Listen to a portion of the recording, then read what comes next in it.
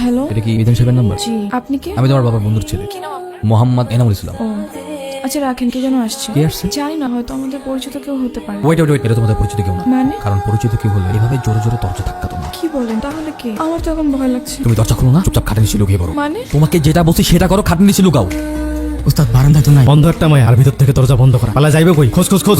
এই চল, পরে দেখতেছি। আমার মনে হয় ওরা চলে গেছে। আমি কোনো শব্দ শুনতে পাচ্ছি না। হ্যালো, অ্যান্টনি ভাই, আপনি এত রাতে এখানে কি করেন? মায়াটারে ছাইরে দে। মায়া মানে কোন মায়া?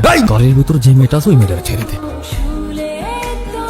আলিয়া, শান্ত হও, ভয় নেই। এখানে তোমাকে কেউ কিছু করতে পারবে না। আমি জানি না আপনি কেন আমার জন্য এত কিছু করছেন। আপনি না থাকলে হয়তো আমার বেঁচে থাকাই হতো না। আমি কিছুই না, সবই ঈশ্বরের ইচ্ছা। আপনি কি খ্রিস্টান? না মানে আল্লাহ, ঈশ্বর সবই তো এক, তাই না? না, আল্লাহকে আল্লাহই বলবে। ওনারও 99টা নাম আছে। আচ্ছা আমাকে কি একটা জায়নামাজ দেওয়া যাবে? আমি নামাজ পড়বো। আচ্ছা, আমি দেখছি।